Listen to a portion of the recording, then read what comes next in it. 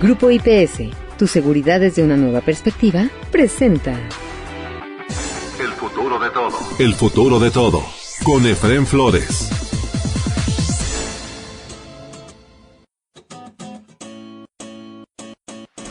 Bienvenidos a El futuro de todo, el podcast que ve hacia adelante, porque México tiene que ver ya la realidad que imprime en cada uno de nosotros este maravilloso siglo XXI. Soy Efraín Flores, dándoles la bienvenida a un capítulo más de El futuro de todo. El futuro de todo. El futuro de todo. Con Efraín Flores. Nuestro primer invitado es un señorón. Él es Ricardo Oms.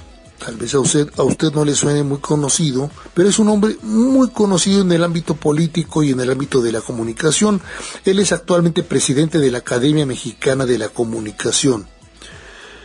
Y vamos a platicar acerca de un libro que ya es una referencia total en nuestro país sobre cómo manejar la comunicación y la política. Se llama Las 12 reglas de oro de la estrategia electoral. Porque es lo que él analiza en este nuevo análisis que hace sobre su libro.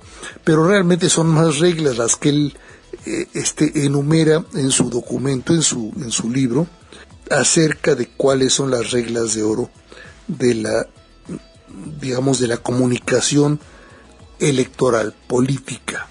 También vamos a platicar con él del problema de la libertad de expresión en los tiempos presentes y la comunicación y riesgos para los comunicadores, así como limitaciones culturales de la sociedad.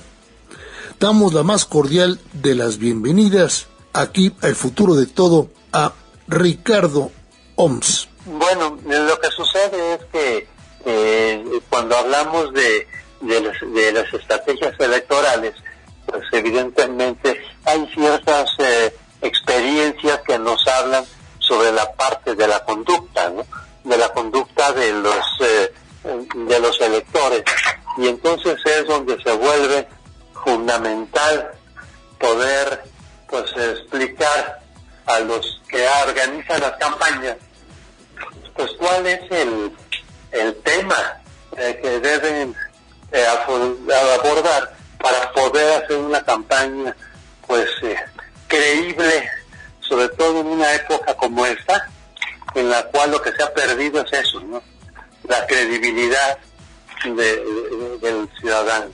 Entonces ahí es que pensé en un libro compacto, un libro que tuviera, que fuera muy fácil de leer y que pudiera ayudar a que quienes están en una campaña pues tome algunas ideas básicas de cómo tratar de convencer al elector.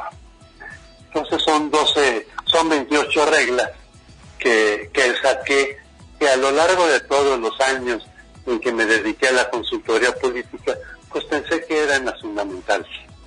No, vaya, que tú tienes un recorrido impresionante en la consultoría, y ahora nada más y nada menos eres presidente de la Academia Mexicana de la Comunicación, que también tiene mucho que decir respecto a lo que se está diciendo actualmente por parte de todos, ¿no? Desde el Palacio Nacional hasta los partidos, digamos, simpatizantes con el gobierno y aquellos que son opositores. Efectivamente. Están comunicando, pero están comunicando muy mal, ¿eh? Mira, lo que sucede es que también ha habido muchos cambios en la conducta colectiva. La primera de ellos, que creo que es fundamental mencionar, es que ya las campañas de hoy ya no son de propuesta. Jamás verás tú que en una campaña nos den una de los que están contendiendo, pues nos den un plan de trabajo, una visión siquiera de qué se comprometen a hacer. No hay compromisos, ahora todo ha cambiado y lo que vemos son campañas de confrontación donde la descalificación es la parte central para debilitar pues al adversario, como dice nuestro presidente, y de esta forma pues quitarle credibilidad y ganarle porque fue el menos malo de los que estaban contendiendo. Entonces esto creo que es fundamental. Ya no hay campañas propositivas, son campañas de desgaste, donde también hay algo que tenemos que decir, y es que si antes había campañas propositivas, es porque las campañas giraban alrededor pues de una propuesta racional.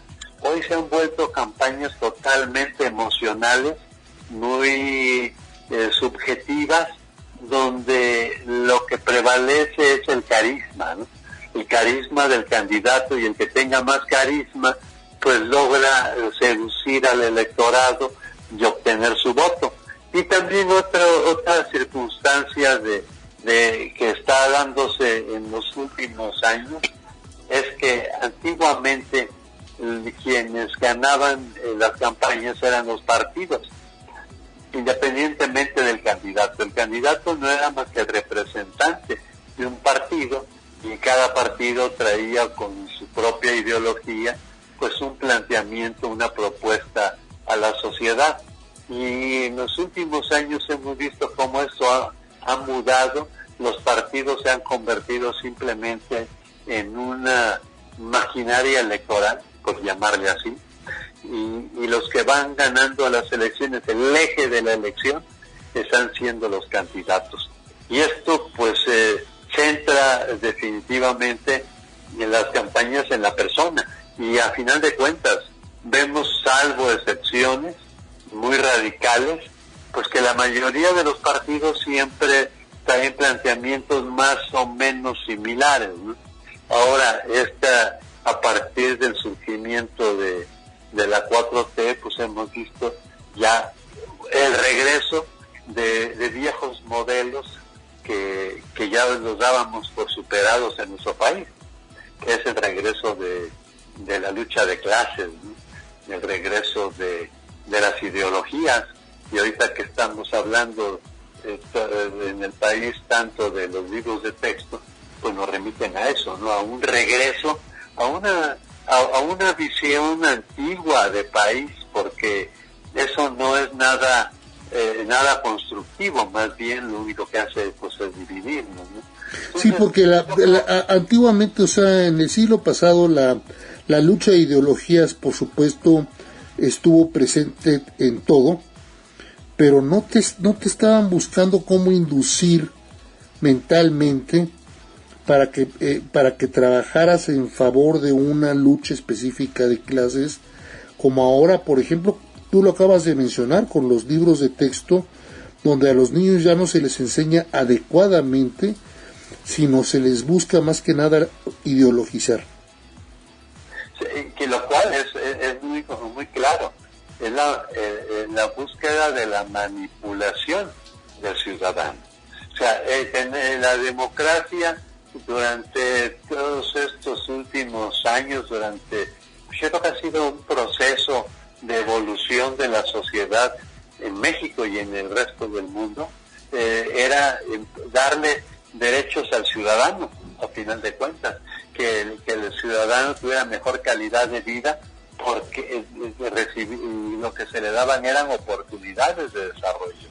Y ahora lo que estamos viendo en todo este fenómeno ideologizante que hay en Latinoamérica es precisamente el regreso a esta parte de lo más oscura, ¿no? De la confrontación, un regreso a buscar lo que podemos hacer juntos para construir un mejor país, no cómo nos unimos en una visión de futuro, sino anclarnos otra vez en la confrontación, en la cual pues los candidatos lo que hacen es echar mano de la descalificación.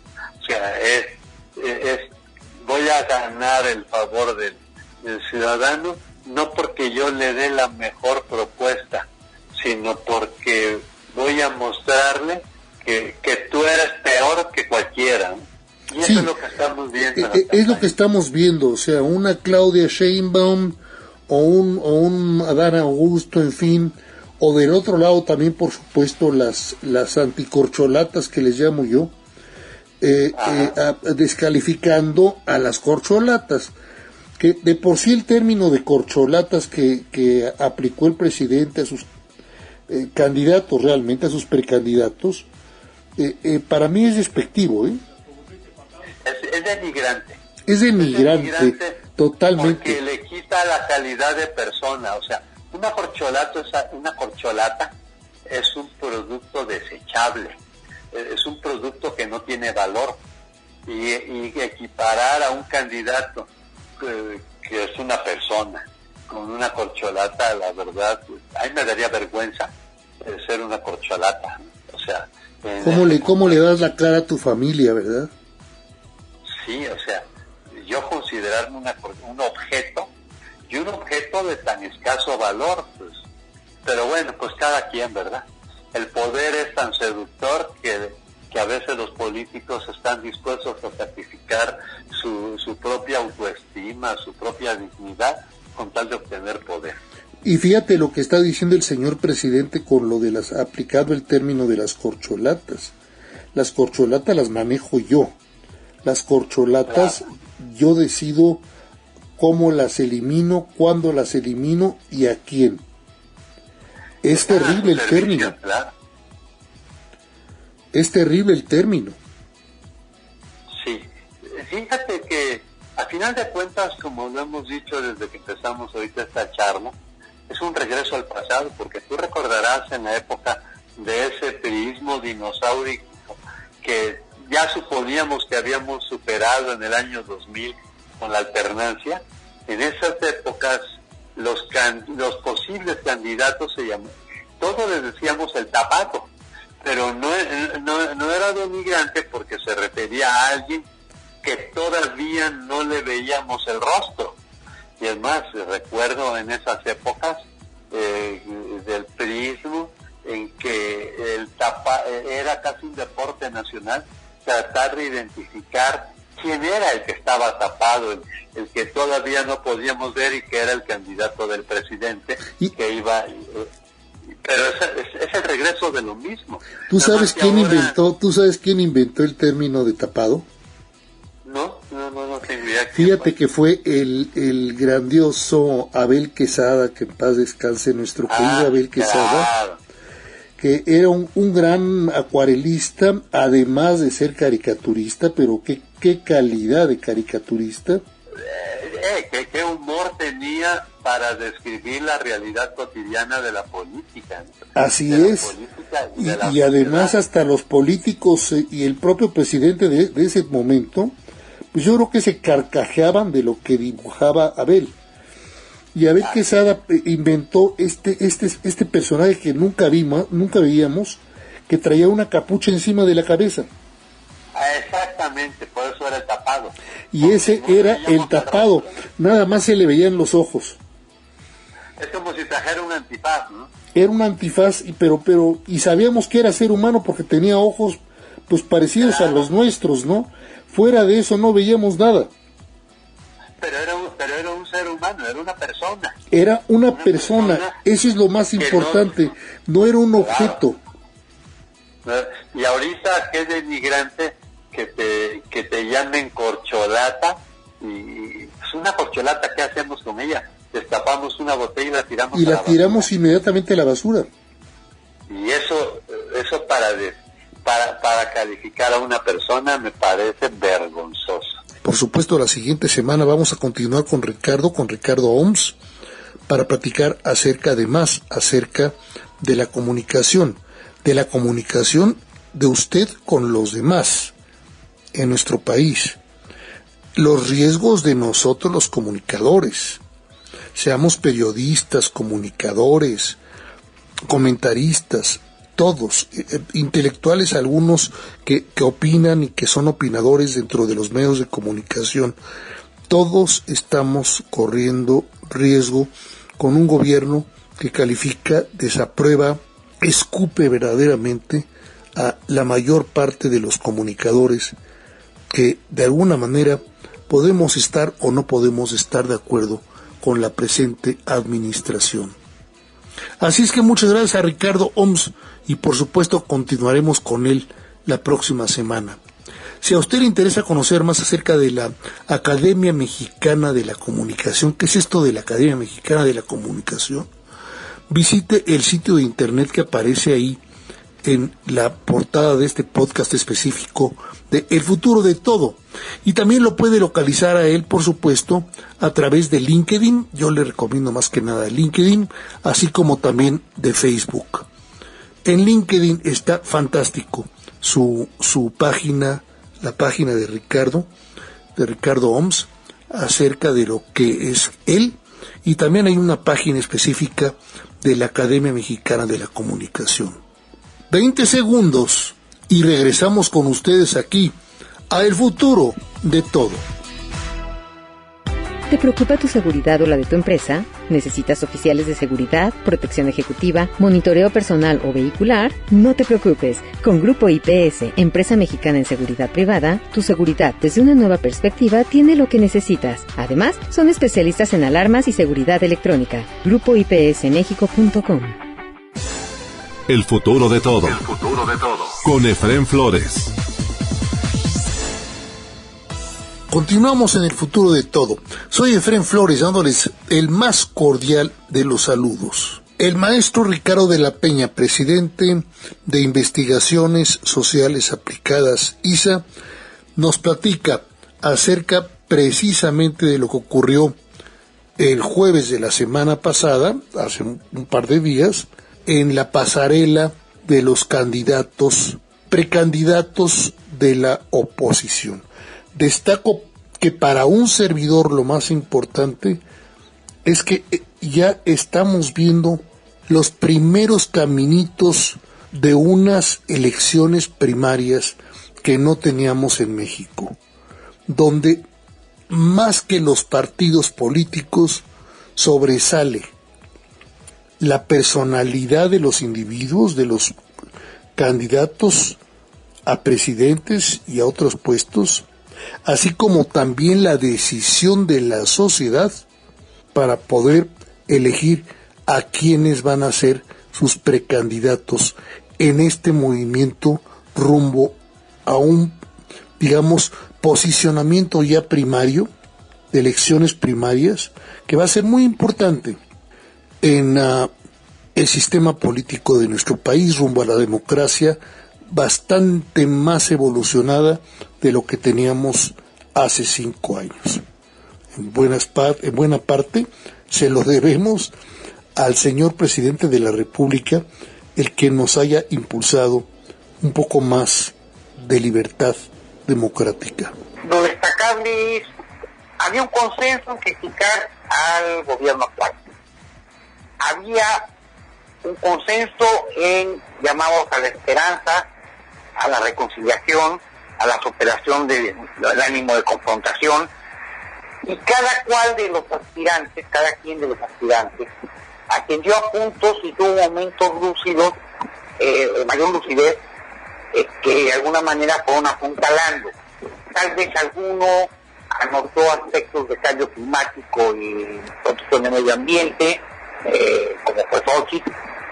Alguno habló de las ventajas que tendría mejoras en cuestiones de política social, aunque todos coincidieron en la necesidad de continuar con las políticas ya establecidas constitucionalmente, y se hizo hincapié en que en todo caso había que perfeccionarlas, buscando una integridad en torno a ellas. Se subrayaron aspectos como por ejemplo el problema de los padrones de beneficiarios y su uso político, que debía pasar a ser algo institucionalizado y de regulación pública, como cualquier base de datos por propiedad gubernamental. Pero bueno, dejamos todo esto, los detalles de lado, un debate ameno, que muy entrecortado, con algunos momentos brillantes, y diría yo que como primer momento de pasarela atractivo, no encuentro yo que un evento de este tipo sea suficiente para ser definitorio de a quién eliminar.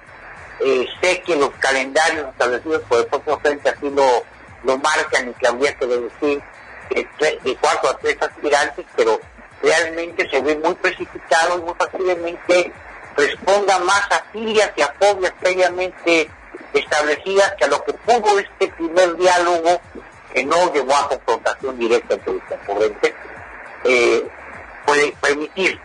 Veamos qué tal sigue posteriormente, como ya que solo 3 los demás diálogos. Si este fue poco atendido y que era el primero y en la Ciudad de México, no estoy muy cierto de qué tanto atractivo pueda tener en un primer momento los demás diálogos, y como van a ser muchos, no sé qué tanto se diluya la atención del público a los mismos, pero bueno, ya cosa de ir viendo cómo se va dando. En el fondo, bueno, lo que vemos es una oposición que está poniéndose las pilas para poder construir una opción de candidatura que pudiera eventualmente ser competitiva. Básicamente sería lo que voy a comentar. ¿Sabes lo que a mí me llamó la atención muchísimo?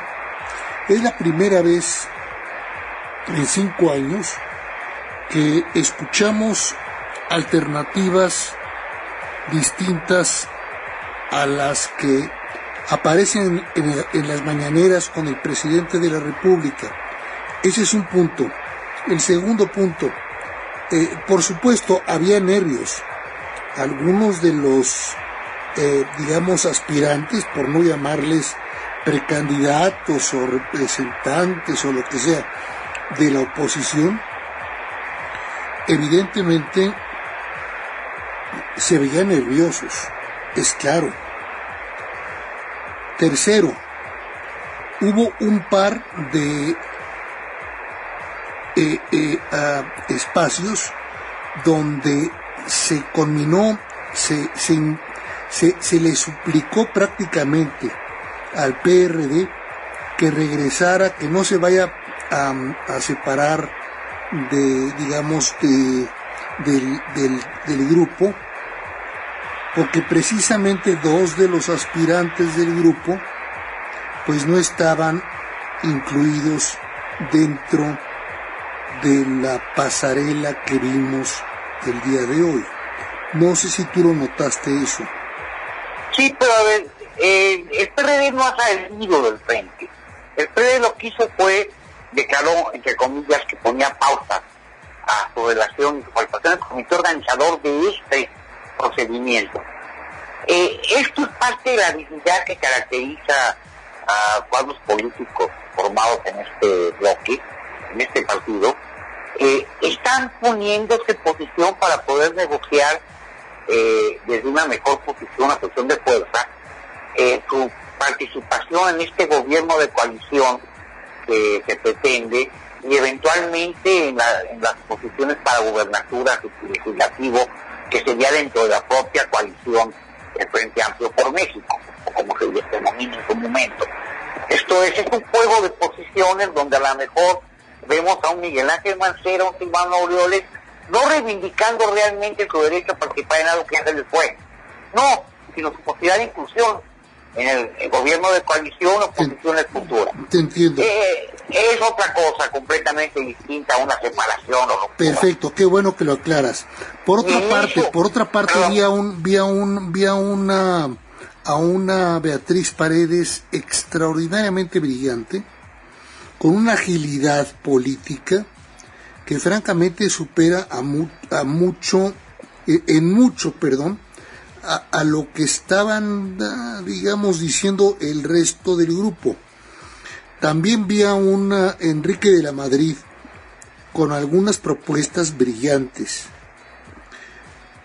Y me llamó la atención la Xóchitl Gálvez, que me interesaba mucho ver en acción, que prácticamente no ofreció nada más allá de lo que ya conocíamos de ella.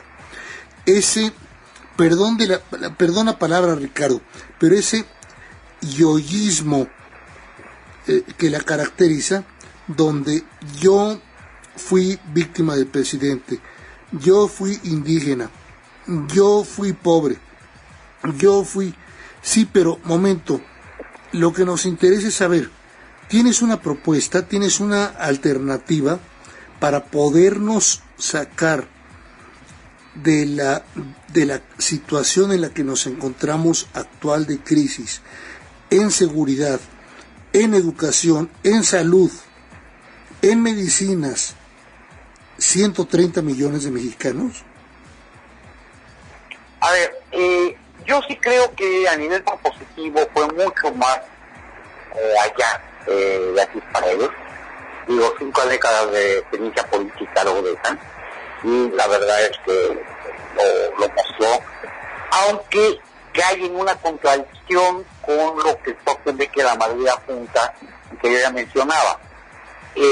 Habla de llevar a cabo procedimientos de recambio y de colocar en posiciones determinadas a personas con perfiles determinados, cuando se está tratando de formar un gobierno de coalición que dejaría maniatado a un presidente, a un gabinete que fuera aprobado por el colectivo de partidos políticos que lo postulen.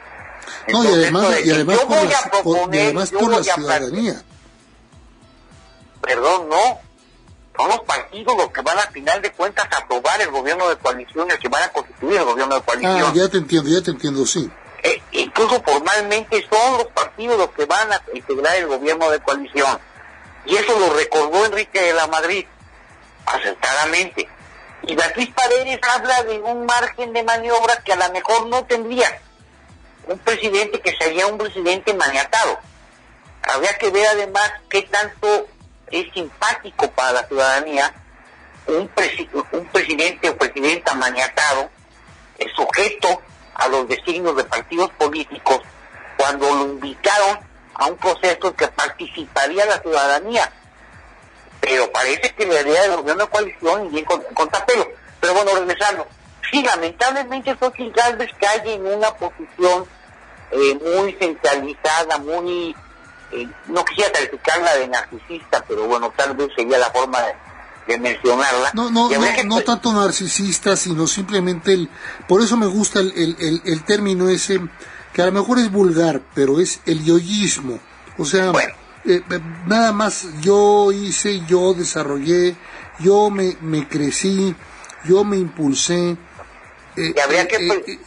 Que es, por supuesto, muy desagradable en términos de comunicación. Habría que preguntarse si después del daño que nos está causando un presidente que piensa que es el ombligo del mundo y el centro de todas las atenciones, convendría tener que lo sucediera una persona que también centralice la visión del mundo y de la vida en ella. No es todo muy claro. Yo creo que habría que pensar más. Eso es lo que yo quería decir. Cuidado, por lo menos en este momento, con Xochitl Gálvez, o tal vez al revés.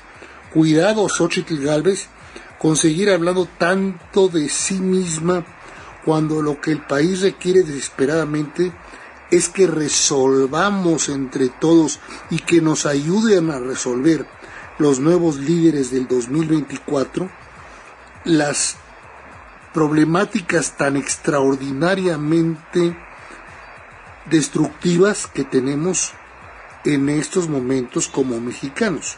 En la primera pasarela se alinearon los cuadros con una Beatriz Paredes liderando, y después, por supuesto, Enrique de la Madrid, Santiago Krill, Xochitl Gálvez, y por supuesto, sin denostar a Xochitl Gálvez. Xochitl Gálvez yo creo que llevó un papel también muy importante en esta primera pasarela. Mira, además tocó algunos temas que nadie más tocó, como te repito, por ejemplo, el tratar el tema del medio ambiente y contaminación. Extraordinarios. Cambio climático. Y muy importantes, y que fueron subrayados a lo mejor por otros de los participantes.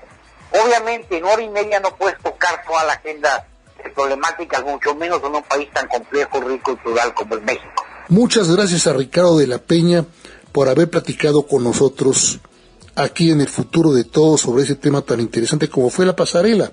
La primera pasarela de la primera experiencia, digamos, del primer espasmo de una elección primaria que tenemos los mexicanos. Si a usted le interesa conocer más acerca de Ricardo de la Peña o de su empresa Investigaciones Sociales Aplicadas, ahí está el sitio de internet al cual usted puede acceder, aquí en nuestra portada específica de este podcast de El Futuro de Todo.